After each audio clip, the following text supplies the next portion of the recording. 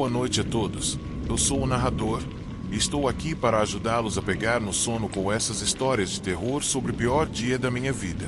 Antes de começarmos, não se esqueça de se inscrever no canal e deixar seu like no vídeo. Eu adoraria saber de onde você é e que horas está assistindo, então deixe um comentário. Agora, quando estiver pronto, acomode-se, relaxe. Aviso importante: antes de contar sobre minha experiência, devo alertar que, se você for muito sensível e não conseguir lidar com tópicos relacionados à violência e sangue, é melhor pular essa história. O que estou prestes a contar não é apenas inapropriado para todos, mas é absolutamente verdadeiro e aconteceu comigo há mais de 10 anos. Era mais um dia escaldante no Novo México, e o sol castigava as ruas rachadas. Eu estava voltando para casa depois de um turno muito cansativo, pensando em como conseguiria descansar e fazer com que todos me deixassem em paz. Mas, de repente, vi um cara com um uniforme estranho a poucos metros à minha frente. Ele disse: "Você está preso?", com uma voz firme. Antes que eu pudesse perguntar o que estava acontecendo, uma mulher se aproximou e sorriu de uma maneira que me deixou extremamente desconfortável. Eu não tive tempo para fazer perguntas ou questionar nada, porque eles me agarraram pelos braços e me empurraram para dentro de uma van preta com vidros escuros. "Não resista ou você vai se meter em problemas", disse a mulher, com um sorriso artificial. "Você pode querer gritar, mas isso não vai adiantar."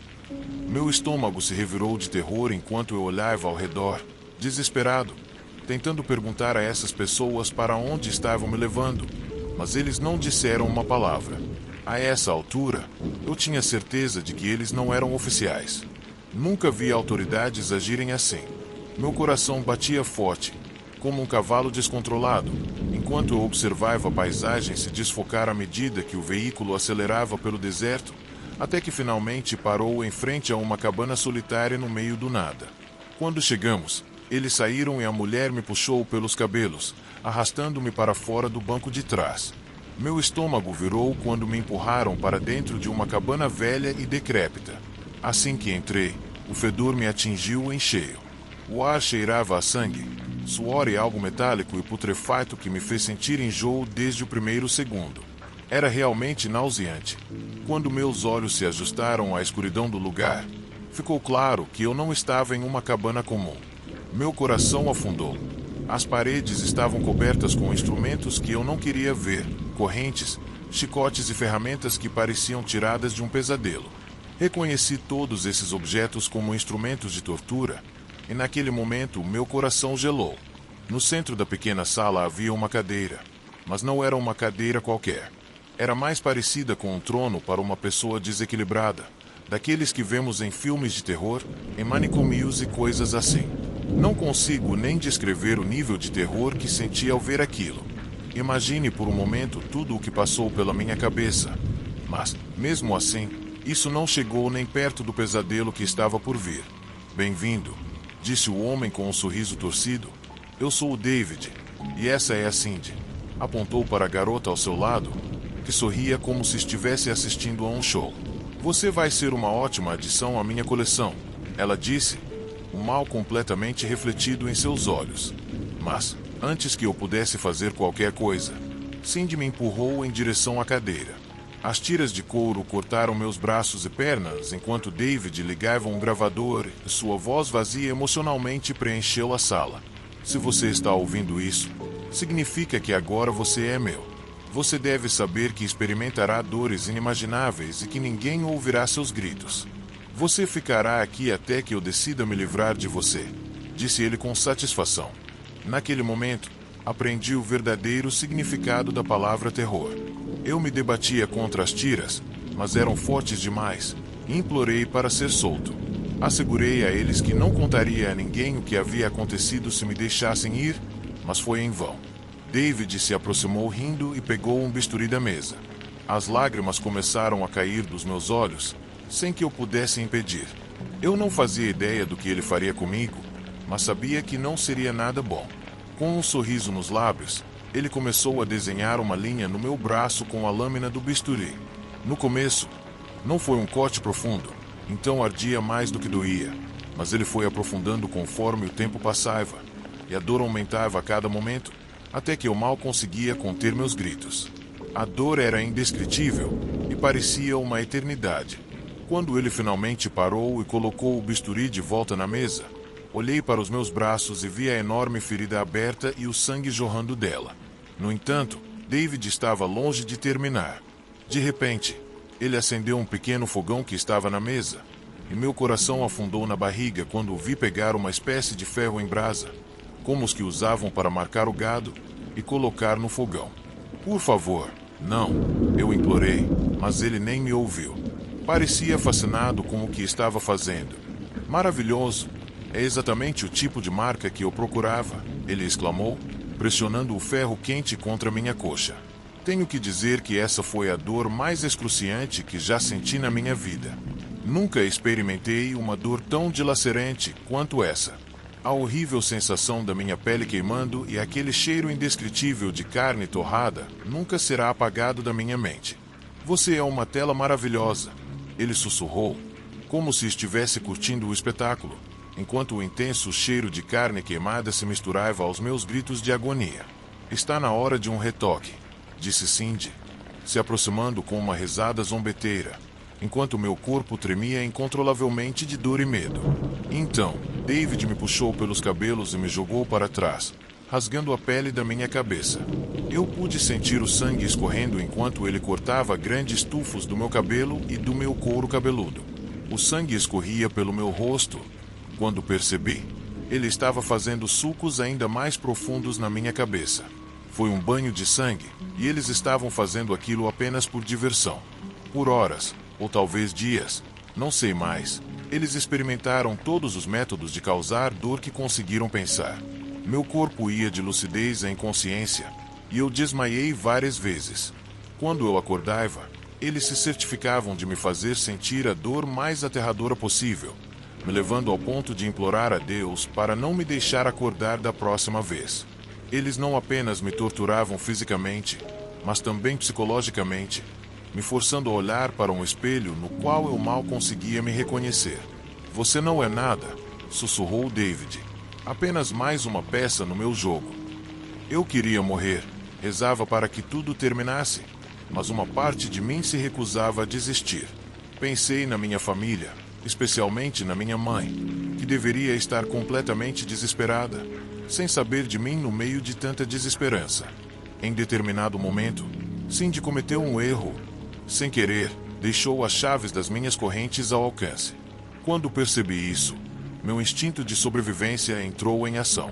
Apesar de estar fraco e com muita dor, eles saíram da cabana, e eu ouvi o som do caminhão se afastando. Essa era minha chance, pensei, enquanto pegava as chaves com as mãos trêmulas. Mesmo quase deixando-as cair, finalmente consegui me libertar e rapidamente me levantei e corri. Em algumas ocasiões, pensei que fosse desmaiar. Meus ferimentos estavam sangrando muito e eu tinha perdido muito sangue. Apenas a adrenalina e a determinação de sobreviver me mantiveram em movimento. Eu não sei quanto tempo corri, mas, no fim, avistei um pequeno campo de trailers à distância e fui direto para lá. O sol estava me cegando, e as palavras de Cindy e a voz de David ainda ecoavam nos meus ouvidos, causando pânico em mim, mas não parei. Corri até a casa mais próxima e bati na porta até alguém abrir. Era uma mulher idosa que fez uma cara de terror e levou ambas as mãos ao peito quando me viu. Por um momento, pensei que ela fosse desmaiar ou algo pior, e seu simples gesto confirmou o estado terrível em que eu estava. A velha chamou a polícia, e eles chegaram logo depois, fazendo a mesma cara de horror que a mulher quando me viram. Finalmente, recebi ajuda médica, e após várias cirurgias e muito tratamento, minha saúde foi restaurada e minha aparência melhorou significativamente. Mas as cicatrizes que carrego por dentro ainda estão frescas.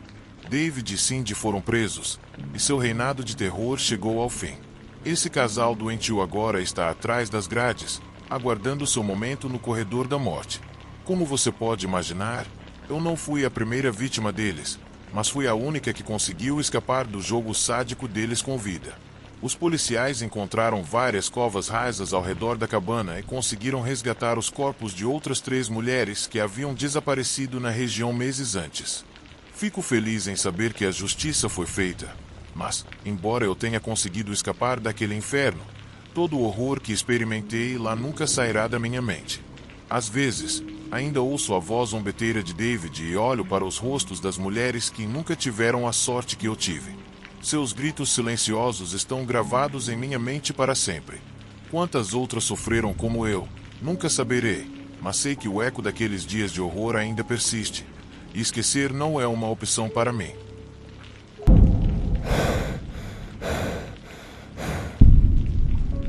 Tenho 20 anos agora, mas essa história começa quando eu tinha 11.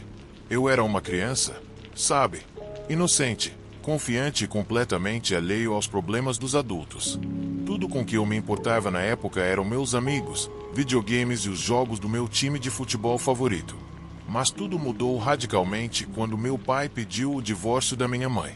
Isso foi o começo de uma experiência horrível que marcou minha vida para sempre. Meu nome é Scott. Isso foi o que aconteceu. Era o verão de 2016. Meus pais tinham acabado de se divorciar e tudo na minha vida parecia estar de cabeça para baixo. Meu pai se mudou para outra cidade e minha mãe, bem, ela estava agindo de forma estranha. Quero dizer, na maior parte do tempo, ela fingia que nada estava errado, que tudo estava normal e que ela estava ótima. Mas eu sabia que não era bem assim. Frequentemente, eu chegava da escola e notava que os olhos dela estavam muito vermelhos e mais inchados do que o normal, assim como o nariz, sinais de que ela tinha chorado por um longo tempo. Mas sempre que eu perguntava, ela dizia que estava tudo bem, que só estava com um pouco de alergia. Então começava a agir como se estivesse super feliz, fazendo as coisas com mais energia do que o normal. No entanto, às vezes, ela passava horas em silêncio, com um olhar perdido, algo que eu não entendia na época, então não dei muita atenção. Quanto ao meu pai, desde que se mudou para viver com a nova namorada, eu quase não o via. Ele apenas pagava minha pensão e me ligava de vez em quando. Nossa relação nunca foi das mais próximas. Eu sempre fui mais ligado à minha mãe, já que ele trabalhava muitas horas, quase sempre, eu só o via à noite. Um dia, minha mãe me disse que íamos para Londres visitar minha avó. Vai ser uma viagem divertida, Scott. Precisamos de uma pausa, ela disse, com um sorriso que, olhando agora, sei que era forçado. Fiquei animado. Não íamos a Londres há anos e a ideia de ver minha avó, que sempre me mimava, me deixou muito feliz. Além disso, qualquer coisa era melhor do que ficar em casa vendo minha mãe chorar silenciosamente na frente da TV desligada e depois fingir que nada estava errado. A viagem foi normal. Minha mãe não falava muito e parecia pensativa, mas isso não me pareceu estranho. Achei que ela só estivesse cansada. Quando chegamos à casa da minha avó, tudo parecia o mesmo de sempre. O cheiro de biscoitos recém-assados, as fotos antigas nas paredes e minha avó com seu inseparável avental florido. Tão bonito.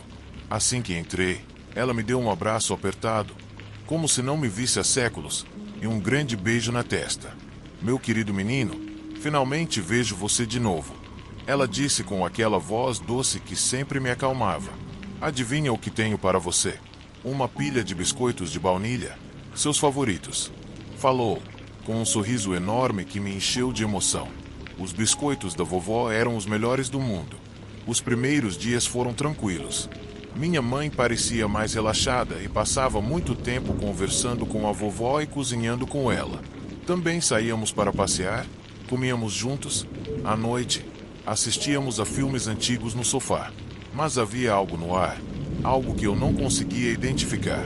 Às vezes, eu a via muito feliz, sorridente e animada.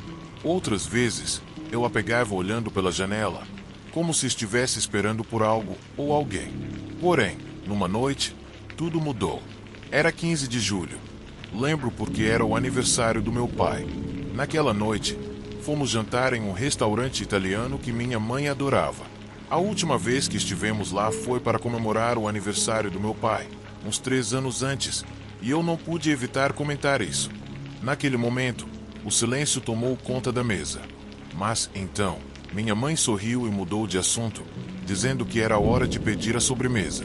Ainda assim, algo na expressão dela havia mudado. Quando voltamos do restaurante, minha avó sugeriu uma noite de filmes de comédia, e eu concordei na hora. Eu amava filmes de comédia, especialmente os antigos. Sempre tive uma grande fascinação por filmes mudos.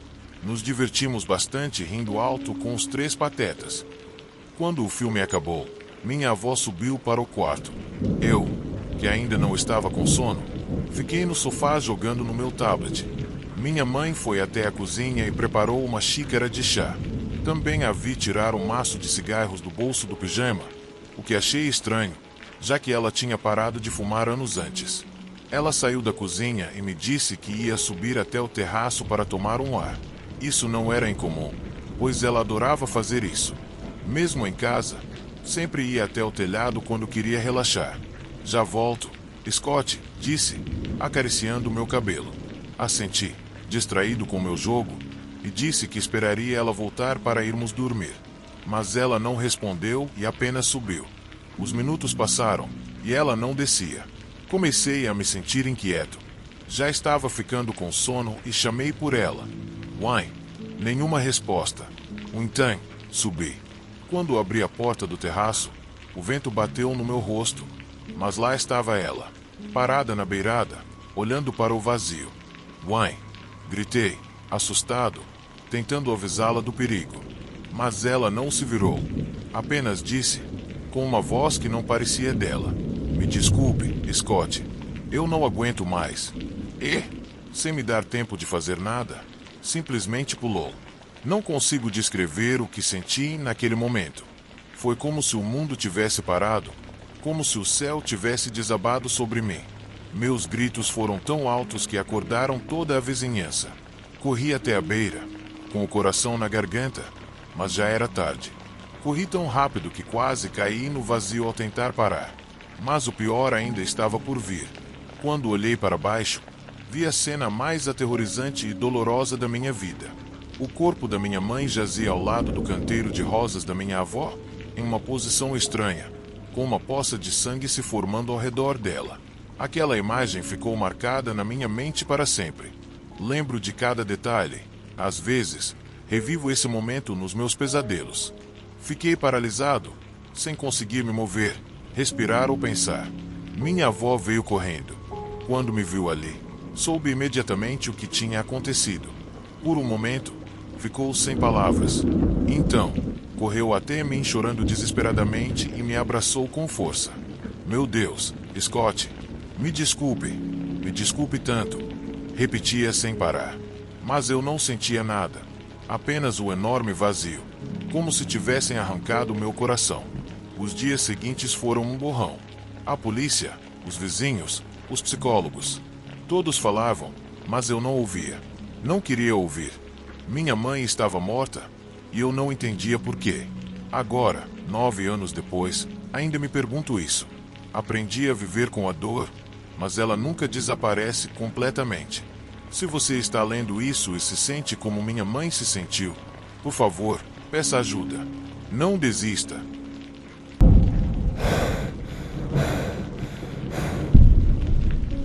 Era apenas mais uma terça-feira, nada de especial.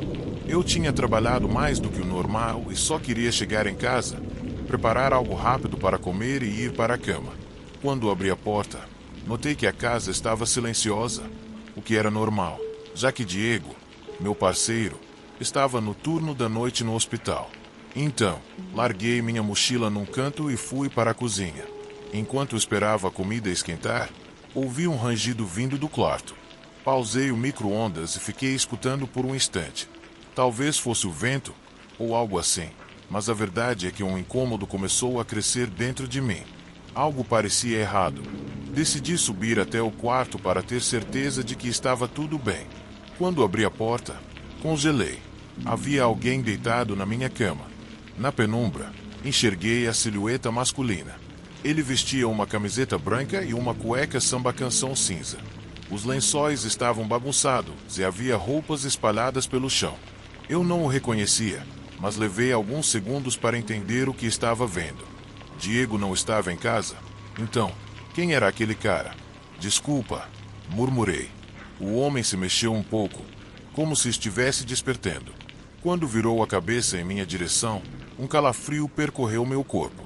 Seus olhos estavam vazios, mas havia algo profundamente perturbador no seu olhar. Ele se apoiou nos cotovelos. Naquele momento, meu coração começou a bater mais rápido. O que diabos estava acontecendo? Minha primeira reação foi pegar o celular e ligar para a polícia. Girei nos calcanhares para fazer isso, mas o homem mal pareceu notar. Ele esfregou os olhos, como se aquilo fosse a coisa mais natural do mundo, e finalmente quebrou o silêncio. Não quero problemas. Só estou cansado. O tom de voz dele era tão neutro que me desarmou completamente. Aquilo me confundiu. Esse cara não parecia um ladrão comum. Ele não se encaixava em nenhuma categoria que eu pudesse compreender. Senti o pânico crescendo na garganta, mas me obriguei a manter a calma. Comecei a recuar lentamente para o corredor, sem desviar os olhos dele. Enquanto tateava o bolso de trás à procura do celular, avisei: "Eu vou chamar a polícia. É melhor você ir embora agora." Não fazia ideia se aquilo o assustaria ou o deixaria irritado, mas era tudo o que consegui dizer. Ao ouvir minhas palavras, o homem se levantou da cama. Ele era mais alto do que eu imaginava, mas extremamente magro, quase espectral. Levantou as mãos, como se quisesse mostrar que não representava perigo, e deu um passo em minha direção. "Eu realmente não quero machucar você. Só estou procurando alguém para dormir comigo." Ele disse isso devagar, quase como se estivesse tentando acalmar um animal assustado. Apertei o telefone contra o ouvido, esperando o atendente do 190 atender, enquanto ele se aproximava com movimentos calculados. Naquele momento, senti que estava preso entre a necessidade de manter a calma e o instinto desesperado de correr. "Estou falando sério. Eu não quero problemas." Sua voz ficou mais tensa a cada palavra, mas ainda assim não soava agressiva. No entanto, havia algo profundamente errado nele. O tom podia parecer inofensivo, mas o jeito como ele agia era ameaçador. Foi então que a voz da operadora ecoou do outro lado da linha. "Polícia Militar, qual a emergência?" No mesmo instante, o cara avançou contra mim com uma agilidade monstruosa. Num segundo, senti suas mãos arrancando o celular das minhas, e o som do aparelho se espatifando no chão. Minha primeira reação foi gritar, mas sua mão apertou minha boca com força, abafando qualquer som. "Cala a boca. Não grita. Se você gritar, eu não vou ter escolha." A ameaça na voz dele me fez tremer. Não precisei perguntar o que ele queria dizer com aquilo. Apenas assenti rapidamente, tentando mostrar que tinha entendido. Seus dedos tremiam sobre minha pele. Ele parecia tão apavorado quanto eu. Por fim, ele me soltou e recuou um passo. Só então percebi que sua respiração estava acelerada. Depois de um momento, ele apontou para a cama. "Você vai deitar ali comigo. Eu só quero dormir um pouco." Seu tom ficou mais agudo, e aquilo fez os pelos da minha nuca se arrepiarem. Balancei a cabeça em negativa, mas ele deu mais um passo à frente e ordenou: "Faz isso." Ele gritou, furioso, e meu corpo reagiu antes mesmo de minha mente processar. Sem pensar, obedeci. Fui até a cama contra minha vontade. Eu não tinha escolha. Ele deitou-se primeiro, de lado, e fez um gesto para que eu o acompanhasse. Tremendo, me deitei de costas, cada músculo do meu corpo rígido. Assim que me acomodei, ele se aproximou e envolveu seus braços ao meu redor com força. Senti sua respiração ofegante no meu pescoço, e isso me deixou ainda mais nervoso. "Fica quieto. Não me obriga a fazer algo que eu não quero." Ele sussurrou no meu ouvido, e um arrepio gelado percorreu minha espinha. Sua voz parecia prestes a se quebrar. Não foi uma ameaça direta, mas o peso de suas palavras me manteve imóvel. Seu abraço era sufocante. Cada vez que eu tentava me mexer, ele apertava mais. Então, fechei os olhos com força, tentando segurar as lágrimas. Eu não podia mostrar meu medo. De repente, senti algo frio no pescoço. Minha respiração parou. Não era a mão dele, eram seus dentes. Ele os pressionou contra minha pele, como se estivesse prestes a me morder, mas não o fez. Também não se afastou. Ele estava brincando com o meu terror. Foi nesse momento que entrei em pânico. Sem pensar, Joguei o cotovelo para trás com toda a força, acertando suas costelas. Ele soltou um gemido de dor. Aproveitando a brecha, rolei para fora da cama e corri para a porta. Mas antes que eu chegasse, senti um puxão no meu cabelo e caí no chão. A dor foi insuportável. O medo, 1000 vezes pior. Quando olhei para ele, sua expressão tinha mudado. Seus olhos estavam vidrados de ódio. Ele parecia uma fera prestes a atacar. Num piscar de olhos, agarrou meu cabelo e me jogou contra a parede. Eu estava atordoado. Antes que pudesse reagir, vi sua perna se levantar, mirando minha cabeça. Fechei os olhos, esperando o impacto. Mas, de repente, um tiro ecoou no quarto. Abri os olhos e vi o homem congelado. Suas mãos subiram no ar, e o medo em seu rosto era tão intenso quanto o meu. Ao virar a cabeça, vi 2 policiais na porta, armas apontadas.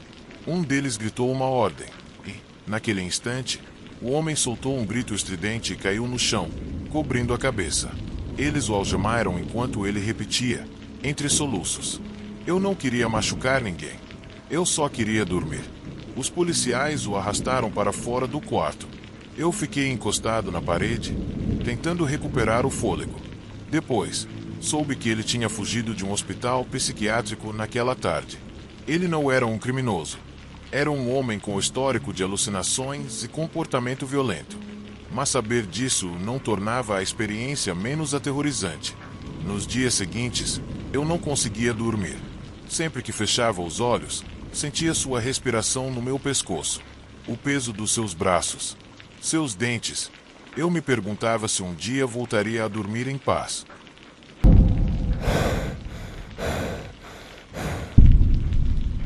A vida em nossa pequena cidade em Michigan costumava ser simples. Éramos aquelas crianças que passavam o tempo jogando videogame na escola e fazendo travessuras em casa. Não era a casa perfeita, mas minha avó sempre fazia tudo parecer acolhedor. Porém, uma manhã, ela discutiu com minha mãe e foi embora para sua aldeia sem nem se despedir, e isso mudou tudo. Naquela noite, durante o jantar, minha mãe estava sentada na cabeceira da mesa, cortando sua carne com cuidado, quase obsessivamente. Eu estava sentado em frente a ela, tentando ignorar a tensão no ar, mas estava impossível. "Mãe, você está bem?" perguntei, tentando soar casual. Ela olhou para cima, mas seus olhos pareciam perdidos no vazio, como se estivesse olhando através de mim. "Sim, querido. Eu só vou visitar uma amiga hoje à noite." Ela respondeu com uma voz vazia, quase robótica. Observei enquanto ela levava um pedaço de carne à boca, e algo no olhar dela me gelou até os ossos. Ela não parecia mais minha mãe. Pelo menos, não a mãe que eu conhecia. Ela estava agindo estranhamente nos últimos dias, mais irritada do que o normal, e estava sempre brigando com a vovó. Eu imaginei que isso fosse o motivo dela ter decidido ir embora.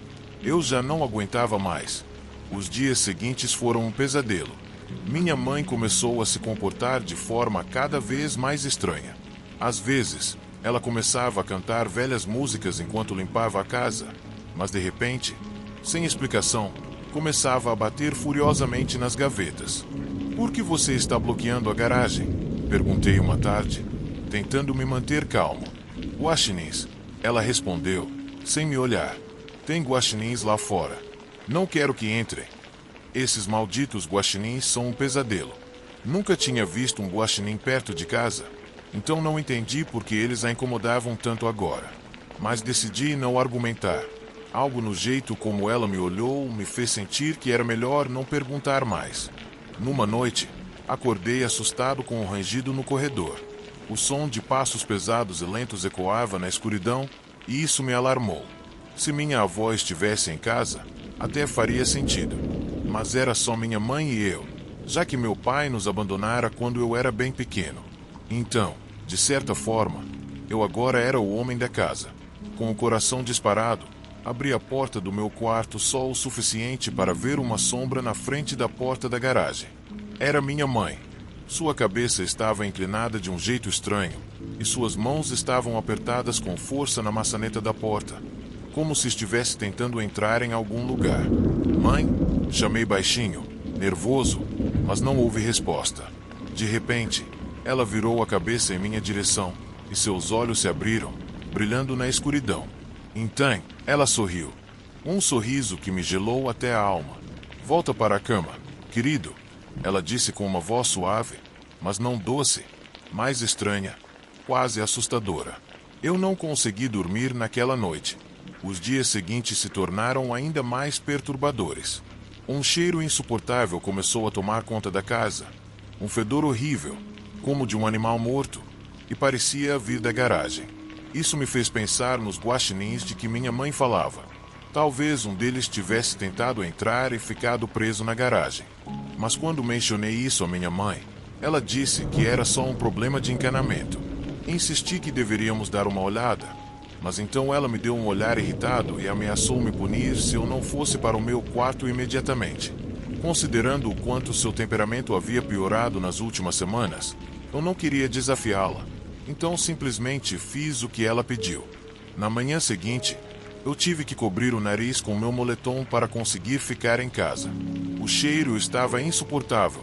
Naquela noite, acordei por volta de 1 hora da manhã e desci para beber água, mas quando cheguei à cozinha, encontrei minha mãe segurando uma faca de açougueiro nas mãos.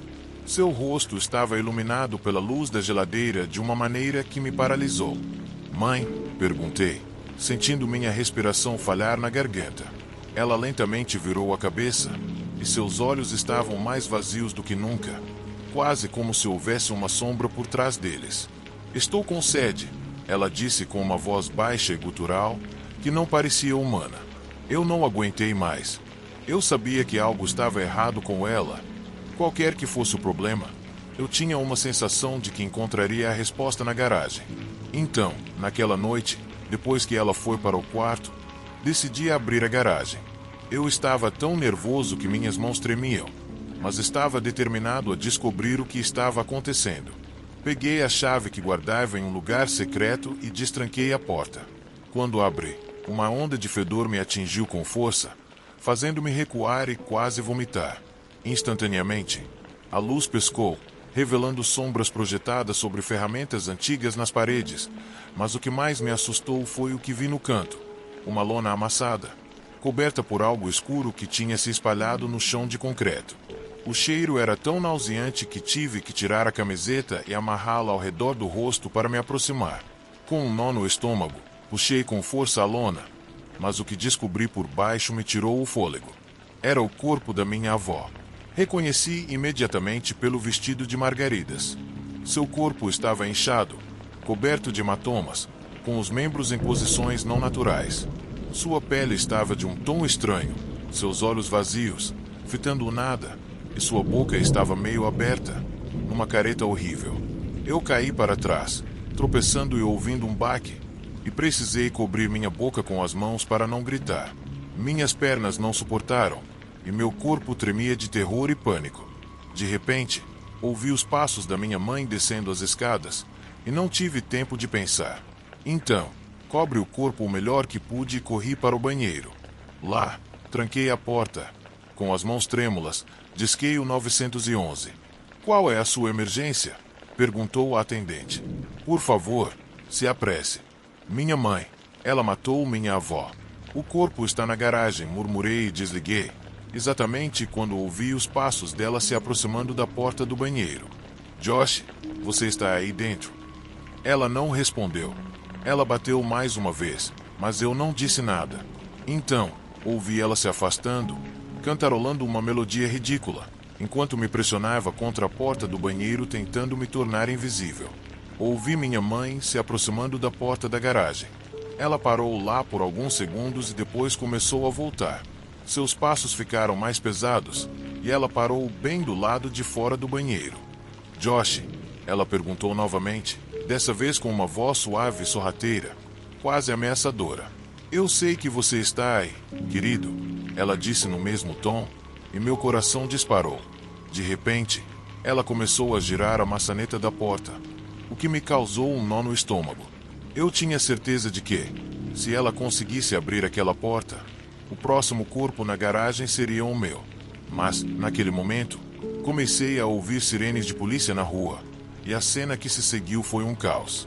Os policiais invadiram a casa e eu vi minha mãe sendo arrastada para fora, gritando como um animal selvagem, enquanto seus cabelos bagunçados voavam pelo ar. "Por que você fez isso?" ela perguntou, com os olhos fixos em mim, com um ódio tão intenso que meu sangue gelou. "Por que você é um monstro?" eu gritei, vendo o mundo desabar ao meu redor. Foi a última vez que falei com minha mãe. Ela foi condenada a 35 anos de prisão, sem possibilidade de liberdade condicional. A parte mais cruel foi que, quando a polícia chegou, ela estava em frente à porta do banheiro, brandindo a mesma faca que usou para matar minha avó, e não teve problema algum em confessar que pretendia me matar também. Depois disso, fui cuidado por uma tia até atingir a maioridade.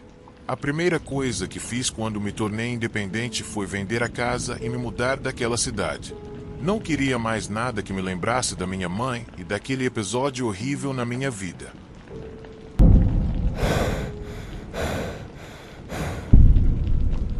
Meu nome é Franklin. Como muitos de vocês, em algum momento da minha vida, me vi em uma situação aterrorizante. Tudo aconteceu em uma noite que parecia normal, até que o caos se instalou. Era só mais um dia. Após um longo expediente de trabalho, cheguei em casa me sentindo exausto e querendo algo gostoso para comer. Decidi descongelar umas empanadas e colocar meu programa favorito na TV para relaxar. Minha casa ficava em um bairro tranquilo, onde todos se conheciam e havia aquela sensação de segurança que, às vezes, nos faz baixar a guarda. Era por volta das 10 da noite quando ouvi um barulho estranho lá fora. Meu coração começou a bater mais rápido e senti um certo desconforto. Não é que eu não estivesse acostumado com barulhos à noite, mas aquele parecia diferente, mais perturbador, como uma gaveta rangendo, mas que não combinava com a calma de sempre. Cautelosamente, levantei e fui até a janela, tentando olhar para fora, mas a escuridão já tomava conta e a única luz que entrava era a de um poste distante. Olhei para a rua vazia, mas não vi nada. Nesse momento, achei que fosse só minha mente pregando peças. Talvez o cansaço estivesse me afetando. Então decidi ignorar e fui dormir, achando que seria mais sensato deixar para lá. No entanto, no silêncio da noite, os barulhos começaram a intensificar. Desta vez, não consegui ignorá-los. Passos silenciosos ecoaram pelo corredor. De repente, o medo me paralisou. Meu coração começou a bater mais rápido. De repente, a porta se abriu lentamente e apareceu 3 figuras sombrias. Não eram fantasmas ou criaturas de outro mundo. Eram homens de carne e osso. E eu soube disso instantaneamente ao perceber o jeito como se moviam, cautelosos, com aquela intenção perigosa que só criminosos possuem. Como um instinto de sobrevivência, decidi me esconder no armário. Eu tinha certeza de que não se interessariam por um lugar tão óbvio, embora soubesse que não havia nada de valor ali. O medo me fez me esconder. Enquanto isso, os 3 começaram a vasculhar minhas coisas, procurando por algo que valesse a pena. Senti o frio de uma faca no meu bolso, mas não estava disposto a arriscar. Eram 3 e eu, embora não fosse só uma questão de números, poderia ser que estivessem armados. "Tem certeza que está aqui?", disse um deles, que parecia ser o líder. Eu o observei. Ele não pegou nada. Deixou tudo em casa. Ficou claro para mim que estavam procurando o dinheiro. Alguns dias antes, havia retirado uma grande quantia do banco, dinheiro que eu havia economizado depois de vender minha casa. Uma sensação de pânico começou a tomar conta de mim, ao perceber que um deles havia me seguido, espionando meus movimentos, com a intenção de me roubar. De repente, um deles gritou de celebração. Haviam encontrado o que procuravam. Meu coração afundou ao ouvir suas risadas, aquelas risadas que eram puro mal. Eu não os via, mas podia ouvir o som do dinheiro sendo colocado em uma grande sacola. O feixe de luz de uma lanterna iluminou o meu esconderijo por um instante e meu coração parou. Respirei ofegante, esperando que não me descobrissem.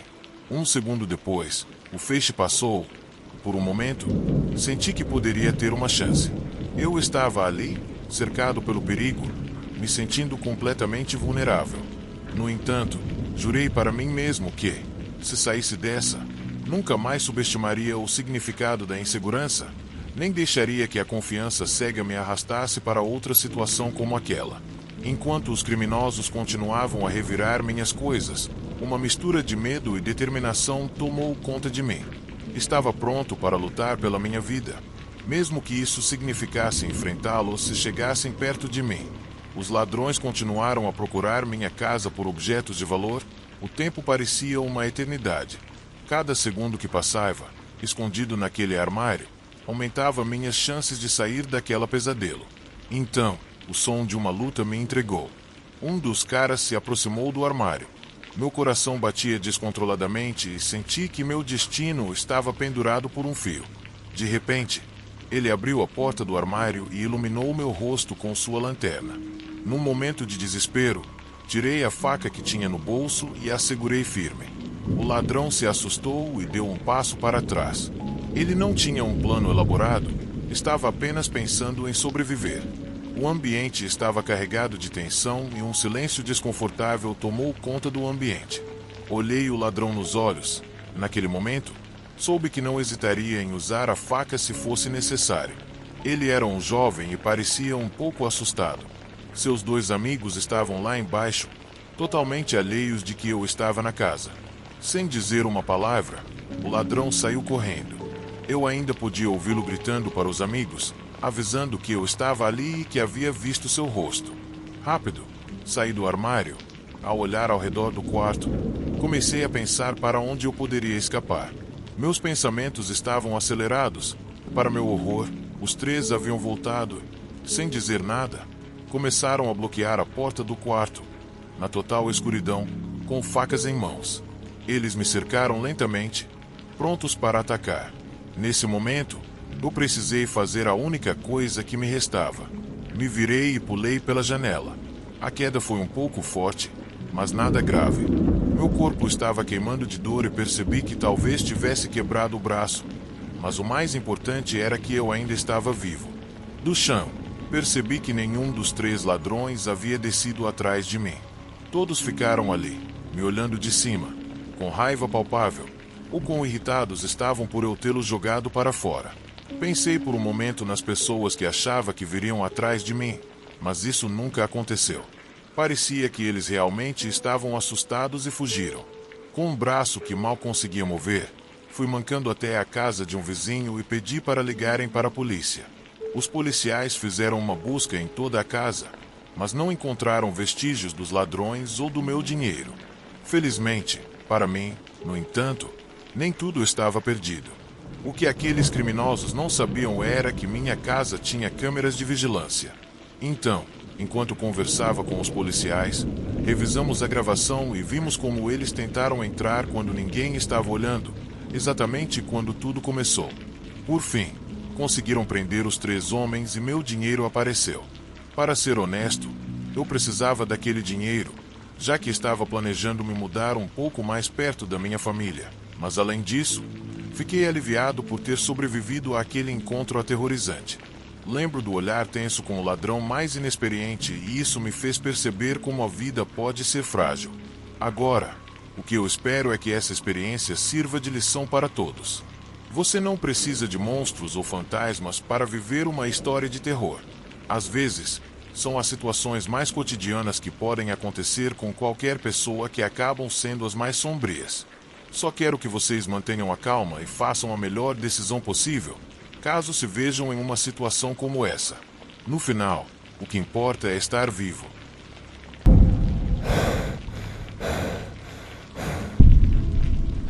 A noite estava tranquila. Minha esposa e eu tínhamos acabado de comprar 2 hectares de terra em uma pequena cidade de Nevada. Sempre sonhamos em viver no campo. Então, quando vimos que a propriedade estava incrivelmente barata e ainda tinha um campo de milho, pensamos que era a oportunidade perfeita. No entanto, se eu soubesse o que viria, provavelmente teria jogado aqueles documentos de propriedade no lixo no mesmo instante. Quando chegamos, o lugar estava exatamente como imaginávamos.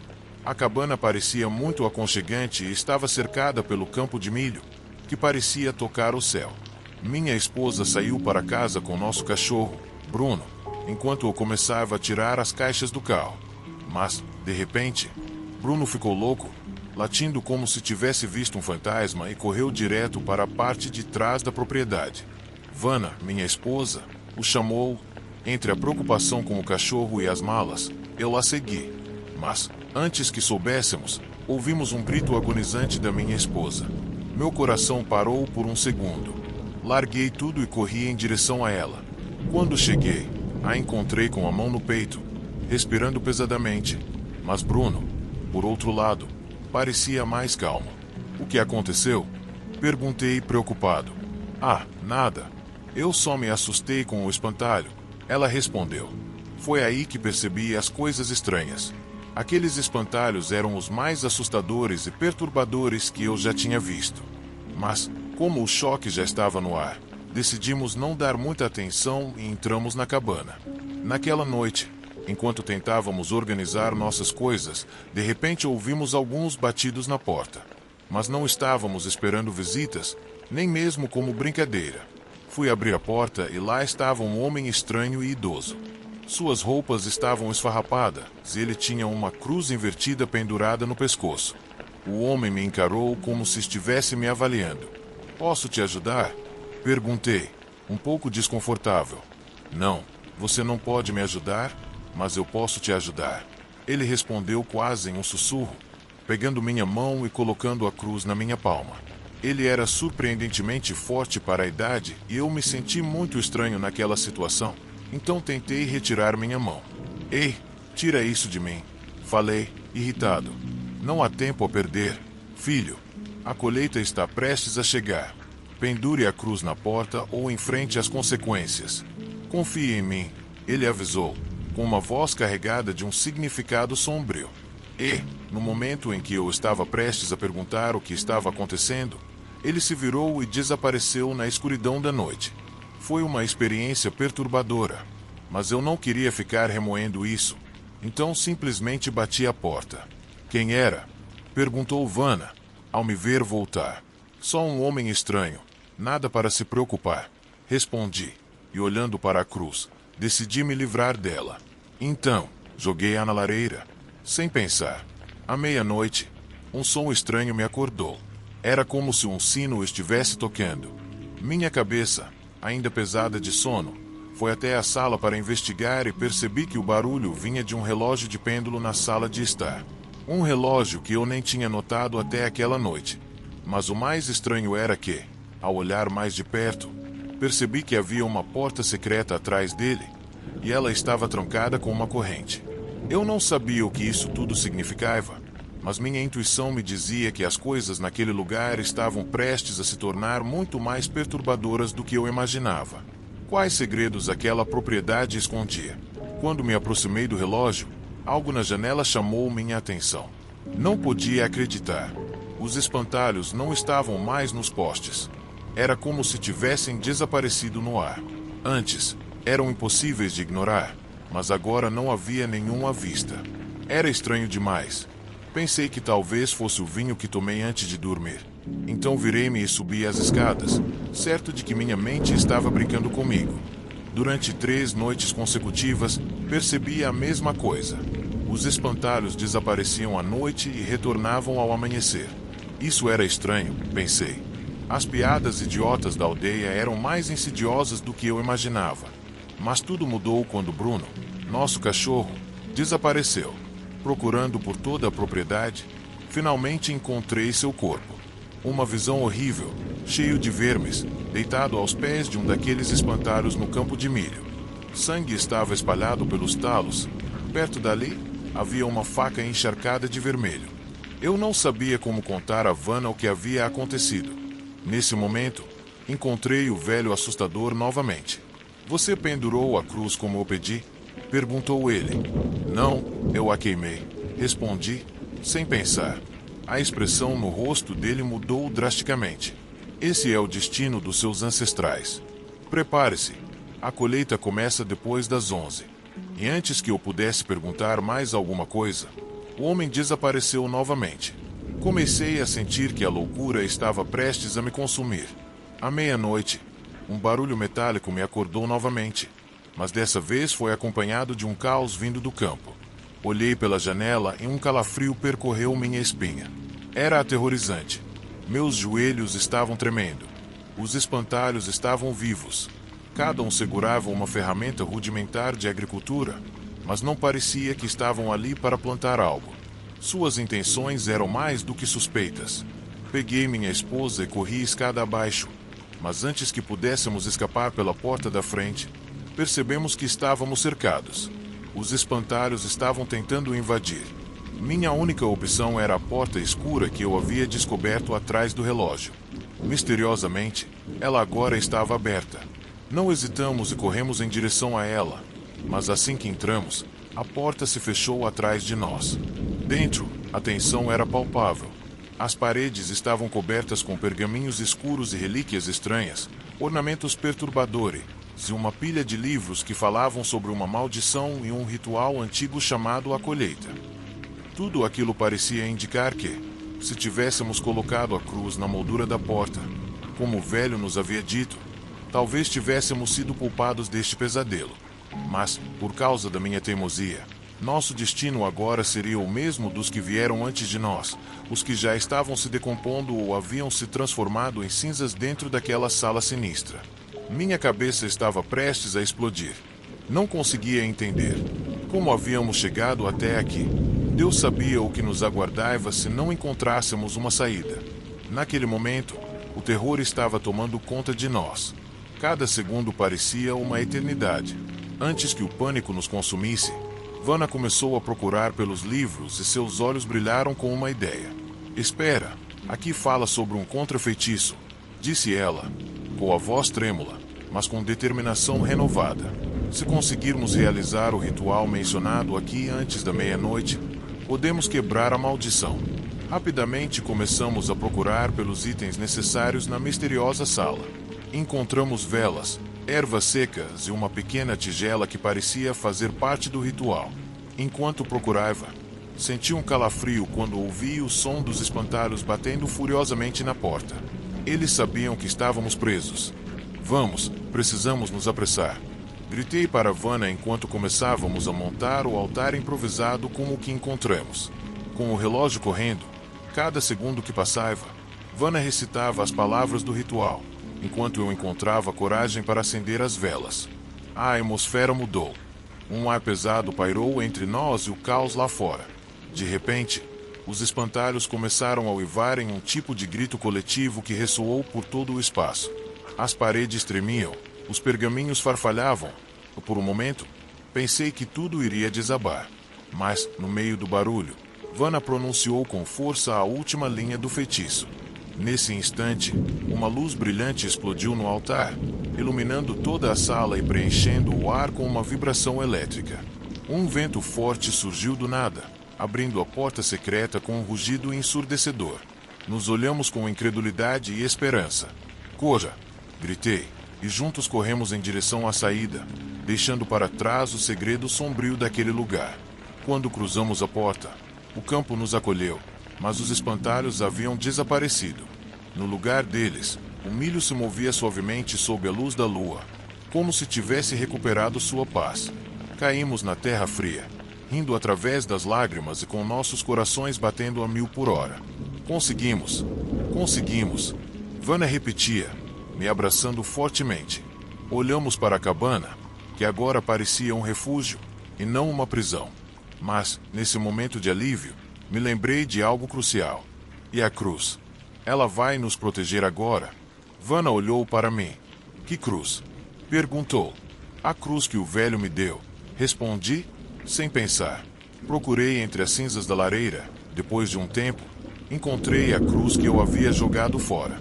Talvez isso ainda tenha algum significado, disse eu, e decidi pendurá-la na moldura da porta, sentindo uma onda de calma.